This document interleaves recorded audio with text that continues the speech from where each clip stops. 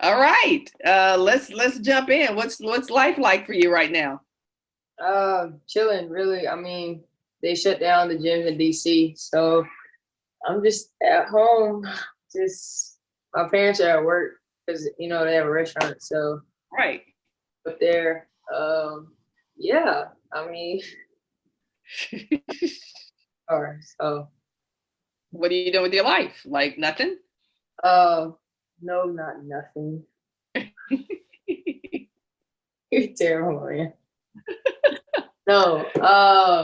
Well, usually I just wake up and work out, and then I Mhm. stretch, eat something, might cook breakfast, read. I'm reading a book right now by one of my favorite authors, and it's a little confusing, so I got time to try to understand it, I guess. Watch Okay. movies, Okay. pretty much. All right. So this is about athletes who mean business, and you were a key guest that I wanted to have because your transition from pure student athlete to starting to think about life after has been really fun to watch. So let's start off by you saying, my name is Ariel Atkins. I'm a blah, blah, blah, blah, blah from the WNBA and whatever else you do, and then we'll jump in. All right, sweet. What's up? I'm Ariel Atkins. Hold on, let's scratch that. Do I watch myself or do I No, talk? you just do not watch yourself. Do not watch yourself. Talk, have a conversation with me. All All right, right. cool. All right. What's up, everybody?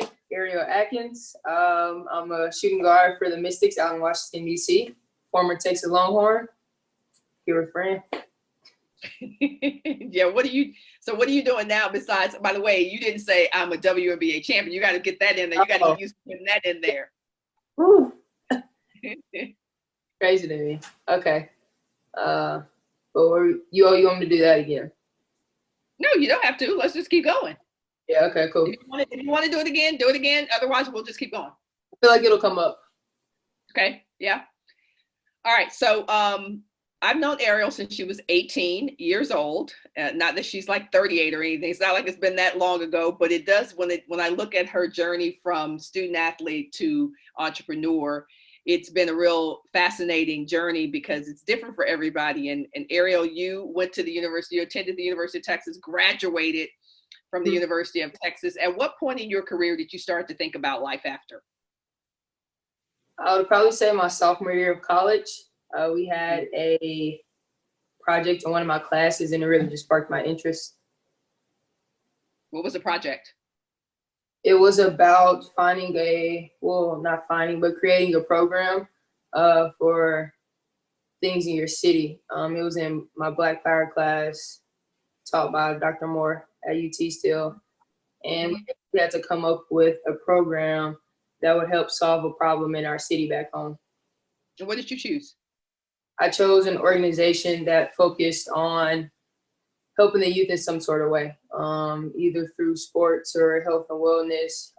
But my biggest thing right now I'm most interested in is education, like finding different ways to help kids in lower socioeconomic statuses get more chances of learning and being more educated. Because in the summer, like a lot of kids lose a lot of what they learn. So the first couple months of school, they're kind of trying to figure out how to get that knowledge back and find ways to retain it better. So that was my Stand by. kid not be coughing right now. We're in the midst of a pandemic. 1 second. Just get some water. You need some Robitussin. Oh no, that's strange. Like I literally have not coughed in 3 weeks, and all of a sudden I'm like, is that a cough? Choked up. Um. Okay. All right. So you had this assignment. You got this assignment in Dr. Moore's class. What exactly did it spark for you? What did it make you? There's a something that happened. What was it? I would just say it made me think about more. I think it just kind of opened my eyes up to like, he was like, what problems are in the city? And then, I mean, of course, the first thing in my head, like, I'm from Duncanville, like, what's wrong with our city? Like, there's nothing wrong with my city. And it just kind of made me look into things like, oh, these things are happening. Oh, these things are happening. It just opened my eyes up to kind of like what was actually going on, not only in my city, but like in the surrounding cities. Like, we're part of Dallas County. It's 5 minutes away. There's a completely different city with a completely different lifestyle going on. I mean, even like around the block of my neighborhood in the back area, like, I mean, it's just completely different. And that's considered Dallas. Like, you walk down the street, you're in a different city. So it just really opened my eyes up to like a lot of the things that were going on and a lot of the problems that we have. And it just shocked me, like, how we didn't have any solutions for them. Like, so many things were just going on and we're just like, oh man, you know, that sucks. It's like, where are the solutions? Who are the people in charge? Like, how do we get this fixed? So that really just kind of opened my eyes and was like, if you have a platform, if you're capable of doing something, like, why not try? So yeah. All right. So as a sophomore, though, you're kind of limited, not only from a time standpoint, you're an athlete geographically. Now you saw the problems in your city, but you're in Austin. So what did you do? How did it change your behavior? Even if it was just a mindset or paradigm shift, what did you do with that? Now you got the realization. What did you do with it? It was definitely mindset more than anything. I don't think physically I was able to do much. Like you said, like, I was a college athlete. If I had time to do something, it was sleep. So in between all that time, I just wanted to nap. But I think it helped me kind of map out how I wanted to like walk around the world, like how I wanted to be. Like, In the world. if I know there are things going on that I can help with, if I like now, like, I'm blessed and able to be in a huge league, I mean, top women's league, in my opinion, in the world. So to be a part of that now, and like to know, kind of like my sophomore year, I was thinking if I was able to have the platform to do something for my city or for just kids in general that look like me, like I would. So I think even with the community service that I did, I was asking for more community service, like centered around youth, or like, can I go read to kids? I got involved with neighborhood Longhorns, and working with them and their program and the things that they do. What they do is literally all about representation, like showing kids, this is, you have to cross the highway, but this is yours too. Like, you can do this too. So just showing kids that there are no limits.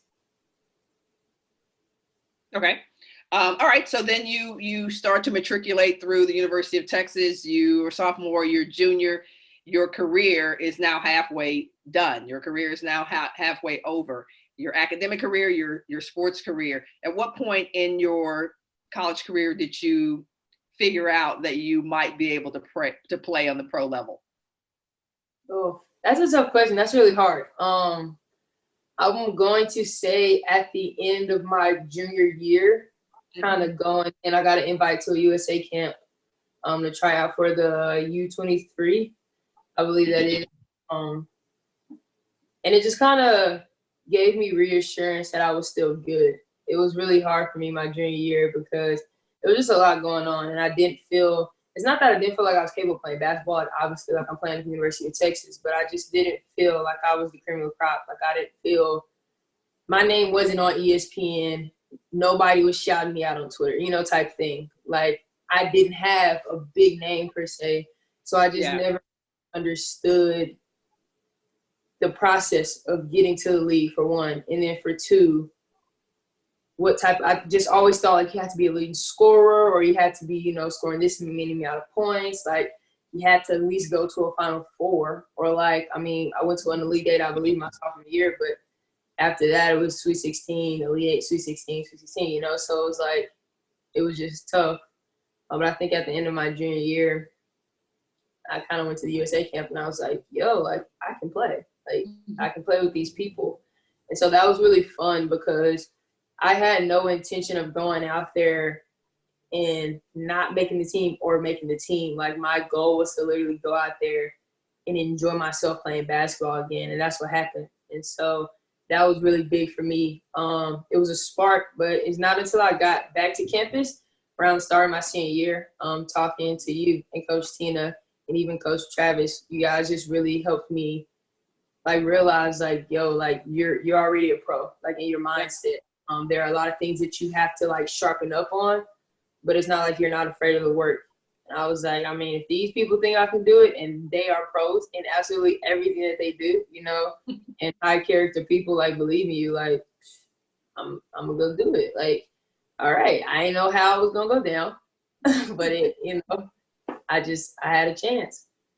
I think what's interesting that we can go back to is that you had an injury your freshman year, and not just like a little injury, like it wasn't an ACL, but let's talk a little bit about what happened your freshman year and how you worked through that. Oh, that was a bad time. Dark time. Yeah, that was tough. I honestly feel like my mind tried to block a lot of that out, not gonna lie. But freshman year, we were in practice, and I was running backwards, and I tried to turn around, and I think I planted on somebody's foot. And I really don't know what happened after that. I feel like I'm blacked out. But I just remember, like, them clapping it up, and they were like, come on, A. And I was like, I can't walk. Like, I can't put pressure on it. And then they were just looking at me. I was like, can somebody help me? Like, I don't know. Because usually I just hop real quick. Yeah, or, you know, like usually like somebody gets, you know, tweak an ankle, you like, all right, I got to let it breathe. And then once it breathes, I'll be able to walk on again. And that was not happening. Like, that wasn't a thing. So basically I just ripped all this stuff up in my ankle, and it was nasty. It was bad. But I sat out for a little while, ended up coming back without any surgery or anything, which is crazy to me, but you know, that happened. It's crazy to think about that. Yeah. And then we ended up meeting UConn in the Sweet 16. Mm-hmm. 16. Yeah. Funny, you know, we met them 2 years in a row. Anyway, meet UConn, and then like literally like right on the plane right after that, my athletic trainer was like, hey, we need to talk about surgery. And I was like, thank God, because this thing is not right. Like, so I ended up getting surgery for it, and I actually thought I was going to end up redshirting my sophomore year. And then we had an athletic trainer change, which was like mind-boggling to me, because I was like, how can I have a new athletic trainer right now? Like, that doesn't know anything about me. And then Heidi came in and was just like, you're not redshirting. We're going to fix this. Let's go.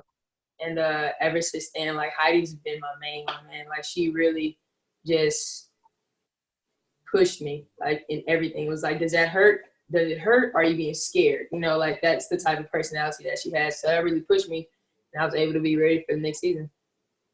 That's crazy because, you know, people who have never been injured, when you get injured, it's like, whoa, wait a minute, there's an interruption to my career. What was it like from a mindset standpoint? Because there are people who are watching you right now, guys and gals right now, who are going, I'm dealing with this injury and it's jacking with my head. What was it like mentally for you? It was tough. Kind of like you just said, I never had a big injury before. Like, you know, praise God. That was my biggest injury to date. Yeah, because I sat out the most of that. Right. But yeah, that was huge. And for it to happen kind of in a big transition period of my life really sucked. Because I just felt like I was getting used to our system. I was getting comfortable, you know, counting numbers in practice. Like, this sounds small, but I'm quiet. So it was hard for me to just kind of find a way to use my voice in practice. And as soon as I started getting comfortable, it was like taken away from me. So It was really scary. I did freak out a lot. I freaked out a lot. Just because, like, you just never know, like, am I going to be able to come back? Like, this is my ankle. Like, is my gait pattern going to be the same? Is my ankle swelling ever going to go down? It was at one point we just could not get the swelling down. So it was like so annoying. It's like you get so close, and then all of a sudden all these things start making you step backwards and backwards. And I was just really blessed to have the type of people that I had around me. The type of people that I had in my ear were just very helpful. At that time, Coach Jaylee was there, and she was just like my rock through that, man. Like, really, really just helped me. Like, if I was hungry, she'd be like, hey, want some food? Just talking to me, trying to keep me afloat, really. Because it's like when you're injured, you don't feel like you're a part of the team at all. Right. Like, if like you're just there, like, you know, people start clapping, and everybody's like running downstairs, and you're like, where are we going? And oh, we have weights. I'm like, why didn't anybody tell me? Like, oh, we talked about it earlier when you were in rehab. Like, what? Like, Yeah. Yeah. So it's That's definitely a great point. Yeah, it's tough because and you get tired of it. Like I hate bikes now. Like I hate bikes. And hate is a strong word, but like I cannot stand them. Like I was on that thing so much. Yeah. It just the sight of it like just makes me upset because it makes me literally go back to that time where they're practicing, everybody's having a good time, and then I'm over there with the injuries. I mean, at that point we had a lot of people injured, which a lot for basketball is like 4, and we had 4 people injured at the time. It just sucked. It was brutal, but I don't have a blueprint to it. I can't tell people how to get out of it. You just have to, I would definitely say, allow people to be there for you, because that's the hard part, is like wanting to go into a shell and just shut the world off and be like, I'm useless. I can't do anything. That's like, think about it. You're coming into your sport.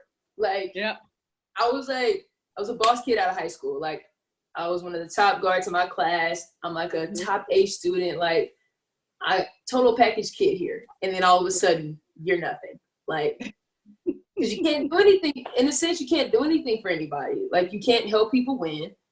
And people are like, oh, you can talk on the sideline. Like, yeah, bull crap. Who does it? Like, how does that really make people feel when you say that? You know? Yeah. So, like, you just gotta push through it. But I would definitely say my biggest piece was like allowing people to be there for me, because I'm very hard nosed at like being independent and doing things on my own. Like somebody's like, hey, let me help you up the stairs. Like just get help up the stairs. Don't fall. Small stuff like. Oh, that is great, great, great, great insights right there. All right, so you come back. You have junior year. Anybody who's been in college, most people will say, like, your junior year, you are balling out. It was like that for me. Like my junior year, I was like player of the year. It was like the year you see, the freshman year, you kind of know what you're doing. Sophomore, you're like, hey, I can kind of play. Junior year, you like kind of know who you are. Yeah. Yes. You be like, let's get this business done. Let's get to it. So your junior year was a lot like that. I remember calling games and like covering up the audio, like looking at the play-by-play guy or the color person. If I was doing play-by-play, like, what's Ariel Atkins think she doing? Like you came out of your shell. What was it like to see yourself playing at that level? Yeah, that felt good. And it's really weird though, because like that year, I don't think I was as mentally okay as I was my senior year. But that year was crazy because also that was the same year that my point guard was like playing out of this world. Like Brooke was killing it, man. So like for us to kind of be that 1-2 punch, not only was it like good basketball-wise, it was fun. Fun to play on the court because we were just enjoying it. Like we were just free trying to do the best we could to help us win as many games as we could. Yeah, that was good times. Good times. All right. Also in your junior year, most athletes will concede that you start to be like, man, I got one more year. You know what I mean? Like the looming final year starts to come upon you. And what was that like for you when you realized you hadn't done? You set very high goals. You hadn't done what you wanted to do. You hadn't gotten to the Final Four. Yeah. What was it like looking at senior year? It was, I want to say like kind of heartbreaking because it was like I came to the University of Texas to bring a national championship to them. And so to not even be close, in my opinion, I mean, we got to the Elite Eight, but everybody knows if you don't get to a Final Four, like you really didn't have a chance, you know? So I hadn't had that. And with kind of everything that was going on in the summer going into my senior year, I was just nervous. I was like, you know what? But again, comes Coach Tina, and she's like, yo, like, you worry about stuff that you just can't control. Like, I don't know why you tripping. And those words, like, still stick with me because it's like, why you tripping? Like, every time I do something, like, crazy, like, you or her voice just come in my head, like, yo, you tripping. And so I think around the time the school year actually started, I was like, yo, like, I can't control 98% of this stuff that's going on, but like I'm the little 2% and I'm gonna do what I gotta do. Like I'm gonna make sure I do my schoolwork. I'm gonna make sure if I understand something, I'm gonna study it. I'm not gonna let school stress me out, so I'm gonna get ahead of my work. and like in the gym, like if I'm bored, I just go to the gym and shoot. Like it was a lot of the time in your year where I was just in the gym by myself or with Des, and it would just be like I do a small little circuit, or I'd be shooting half court shots for 30 minutes because it was important for me to have fun again. And that's what I kind of lost in the midst of being in college basketball. Like I just forgot how to have fun and enjoy the game. Like I got so technical, like, oh, I need to know this scout, I need to know this percentage, oh, I need to know this is that. And I'm like, oh, like it's important. Those things are important, absolutely, like preparation. But if there's no fun in it, like I'm not good if I'm not enjoying the game. And a lot of people are like that.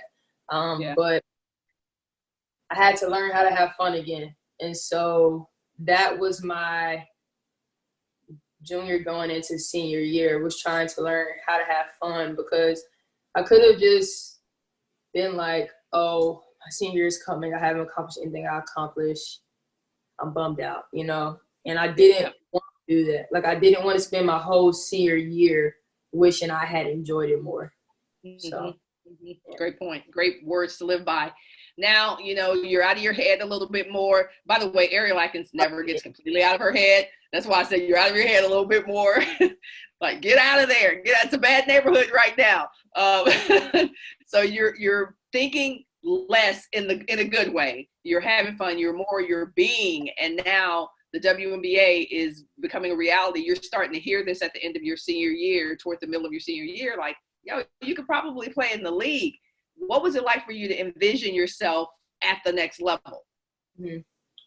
I definitely pictured it way different than it happened. Like, shout out to God, because he took me by surprise on that one. But it was just, I wouldn't say it was a visualization. It just kind of felt like, my thought process was, if somebody gives me a chance, I'm going to run through the door, like screaming, kicking, punching, screaming, but, you know, like I was going to give everything I had a fighting chance, because I know I was capable. What you see on TV probably is not what it is when you get into it. And I say that everything in me about the WNBA, because a lot of people don't think it's fast paced or anything. You come and try to play in it. That ball is flipping around that court. People are cut, like it's, it is next level. And watching it, I'm like, oh, I can play. Then you get out there and it's just a little different. Like you have to find ways to level up mentally, because physically, I feel like me personally, my body moves as the things around me move. So like if I have to go faster, I can go faster. You know, like that's just kind of how my body adapts. But I think mentally it took a lot. Like, okay, you can do this. Okay, you can do that. Okay, I'm one of the shortest people on my team. Like what? Like that wasn't a thing for me in college. Right. So understand, like, okay, might have to do one dribble. If you get too deep, gotta find somewhere to kick it. Okay, defensively, you gotta stop leaving the corner on the baseline drives. Like just small things that I had to learn to help me to adapt. But my senior year, kind of thinking about the draft, I kind of tried to take it out of my head because it was freaking me out. It was like, if I don't make it, what happens? And then I had to get that out. And I was like, yo, I'm making it. I don't know how I'm about to get here. Honestly, God, like, this is on you. Like, whatever goes down, I'm riding with you. Like, that's how my prayers go. I talk to God like that's my homie, because that's your homie. God, yeah. So, it was literally kind of one of those things like, hey, whatever you have for me, that's what I'm rocking with, and I'll ride with it. I don't care how it works. I don't care what you have in store. I don't care what route we take. I trust you, and I'm going to put in the work. And then that was that. That's dope. And then so we're watching the draft, and we know you're getting drafted because we're insiders. We know what's going to happen. And so we know you're getting drafted. We don't know. I did not. We know what's about to go down, and then they call you number 7. What was the significance? So then they call us, back that up. They call you number 7. What was the significance of all of that? Number 7. What was it like? So the number 7 in the Bible is the number of completion. So for me, that was just very It was a huge moment. It was like a very light moment because it kind of became full circle. Like everything that you kind of dealt with, everything that you went through, like it was kind of you trusted me, like you believed, like you had the faith type thing. And so to get picked at 7 was crazy. And it was also funny because the pick before that was 6 and it was Dallas. My mom was like, "Oh, I'm so excited." And I was like, "I don't think they're gonna pick me," but okay. You know. So that was crazy because before, I think it was in the middle of my senior year, I like checked the mock draft or something because somebody sent it to me and it had me at like the 24th pick. And I was like, "Hey, it sounded like I just hopped and skipped in there, like barely made, you know?" So I vowed to not look at that stuff anymore. I was just like, "Shh. Like people are gonna feel how they feel. Right. I'm gonna do what I gotta do, and hopefully, you know, I get in that door." But yeah, I got picked 7th, which is crazy because the top, I think top 12, top 10 or whatever, they invite them to the draft and they go through all this stuff. And I wasn't invited, and I really thought I was invited for some reason. I have no idea why I thought that, but I wasn't. So the significance of that is I was able to have that moment with my family, man. Like, and they enjoy this type of stuff with me because they just hear me talk about it because they're always at work or I'm overseas or I'm like far away, you know, like traveling a lot. And traveling is expensive, you know. But I was at home. Like both my grandmothers were able to be here. My pops was able to be here. Uncles, my aunts. You know what I'm saying? Like, yo, like what? Like I never get to have. Oh, you went out. Really like. You never get to have that. I never get to have. Can I 3 seconds? Yeah, you there. My agent. Sorry, on.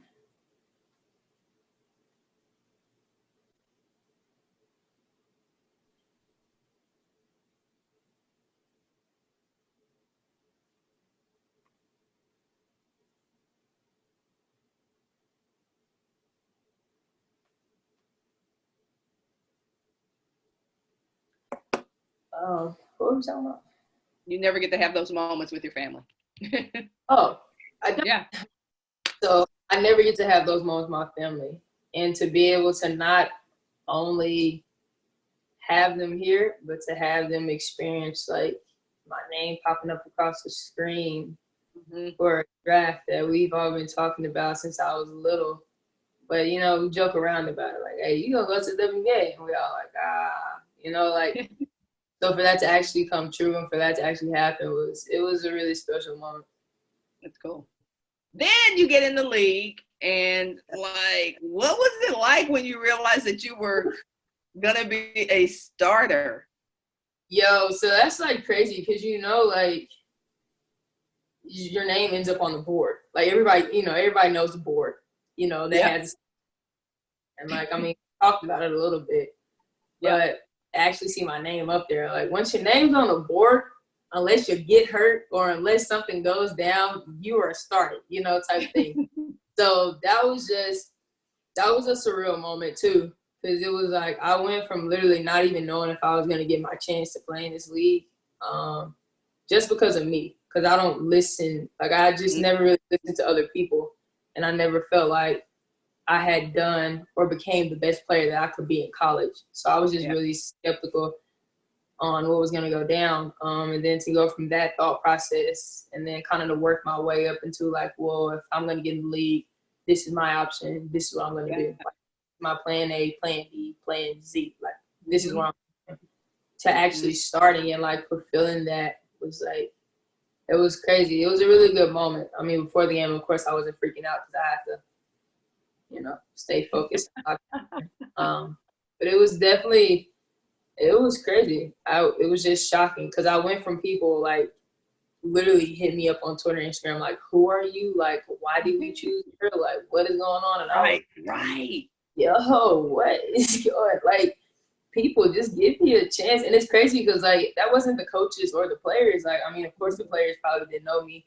A lot of them are from the East Coast, but they were just like, "Yo, like, what's up? Like, you know, she's coming in." Like, someone like fans and like people were just like, "Who are you?" Yada yada yada, and I'm just like, "Whoa, whoa, whoa." Welcome to the WNBA. I remember that. I remember fans Yeah. like, I thought we were going to get Vivian's. I thought we were going to do this. Who is Ariel Atkins? They didn't even make it. I mean, it was just like bam, bam, bam, bam. It's like, okay, I got to cut this stuff off because, like, Exactly. it was really started to get personal. I was like, yo, like, yeah, I'm human. Like, I care about people. Like, it started making me feel like, you know, like, it just makes you feel like some type of way. And I was like, okay, yeah. I got to get that out of my head. Like, I got to just find a way to, like, shut that off and just get to DC. Like, once I get to DC, I'll be in the gym and basketball, so I'm good. Once I get there, I ain't got to worry about it. So, yeah. It's hard to turn that off. I know even high school student athletes, pro athletes who can't do it, they have become their social media identities. They are counting their followers. They're monitoring every comment. They're responding to things, you know, like it has become who they are. And that's unfortunate because I see that a lot with athletes. And I'm just like, these people don't even know you. Like, they don't know you. So why are you staying up at night over a comment somebody made who doesn't know you, will never know you, you know? Anyway, all right, so we got through the first year, got through rookie year, and we're wrapping this up. And then you used to tell me, like, hey, I got to get me, when you were in Texas, like, I got to give me a natty, friend. I was like, okay, all right. I mean, hey, I had hope, man. I had hope. I was like, come on, get in the club, get in the natty club. We were both in the high school championship club. Like, you got to get in the college club, and then you got to get in the WNBA club, championship club. So now you're in Washington. You're a starter. You got that sophomore year, what I call second year in the pros. And it starts to look like, I don't know, maybe you hit a wall or something. Maybe you I don't know what happened with you. What happened in the second year of the pros? So sophomore year is known for the year of the wise fool. I don't know if a lot of people know that, but it's so fitting because you feel comfortable, but you're not 100% sure. Like, you don't really know where you land. You don't really know your place.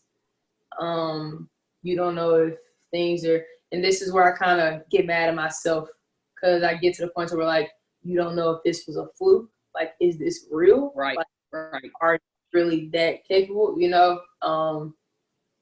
So that some of that was going on.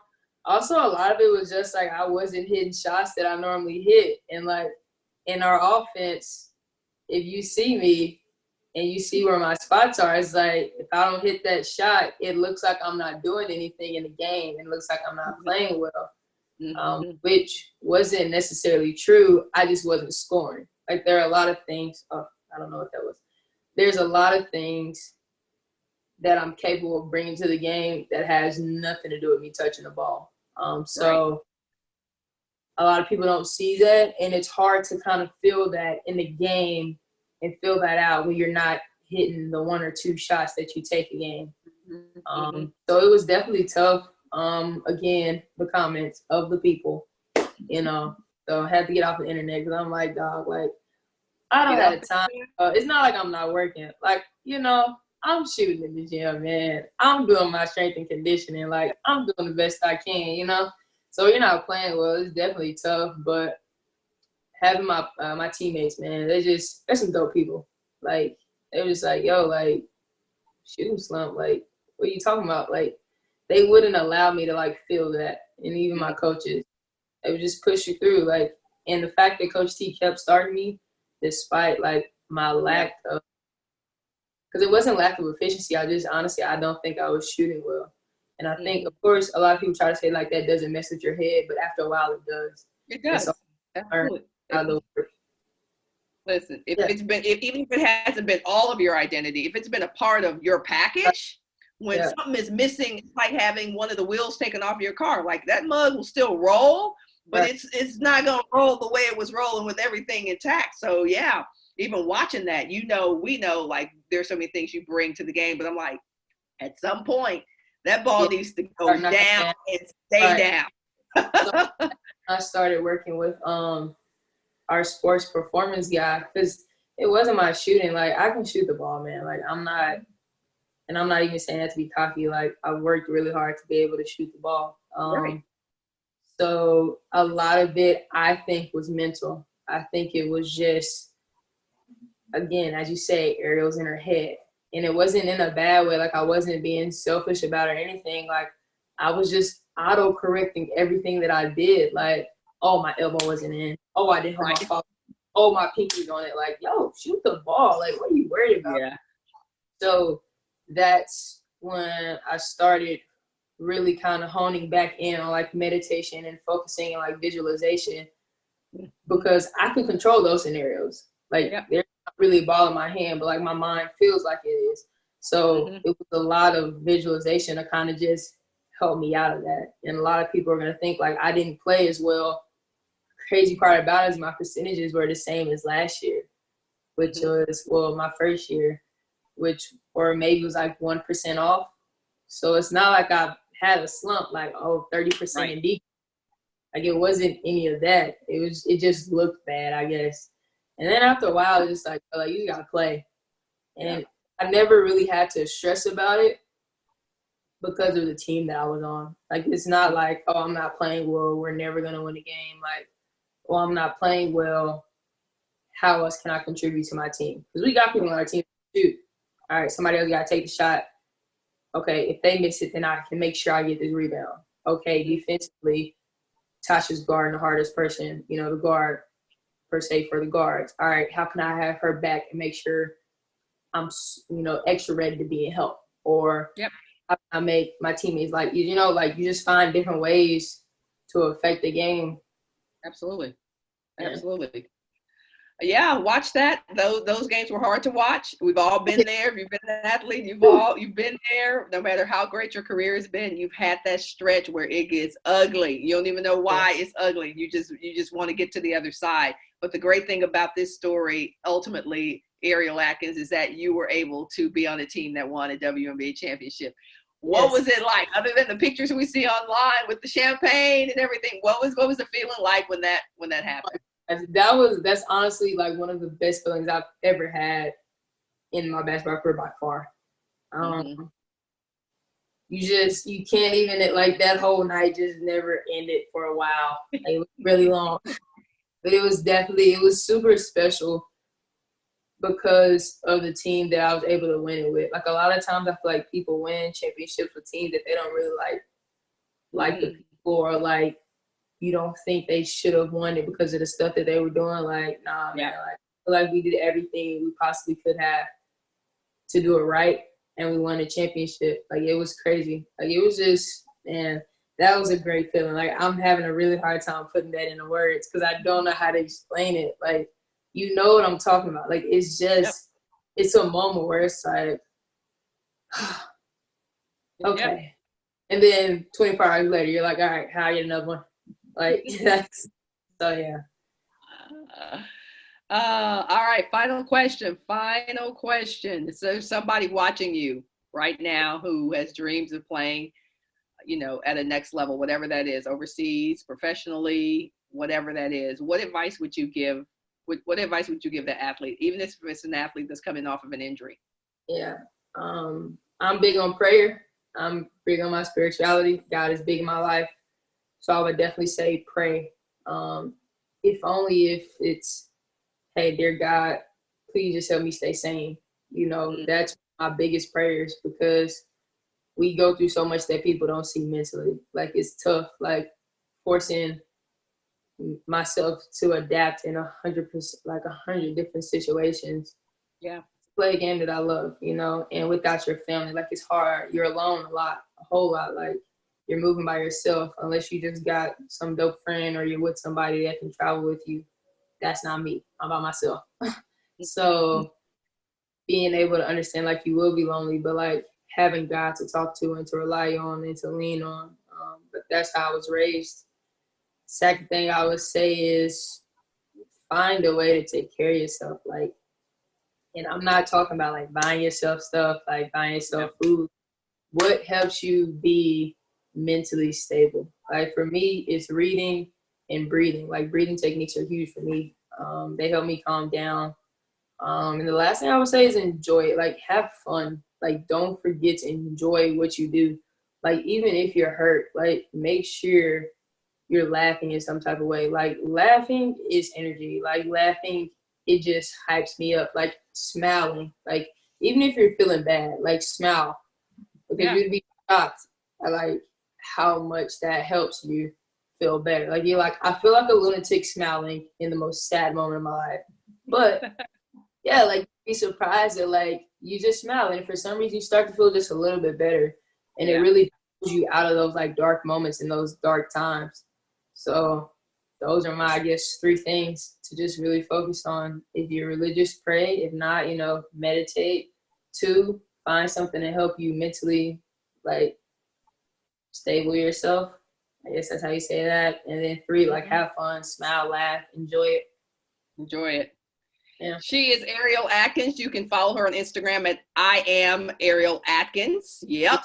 And she got some great stuff coming out that you guys will hear about. Nonprofit organization, companies, merchandise. She's doing it all. She's stepping up her game off as well. What's that?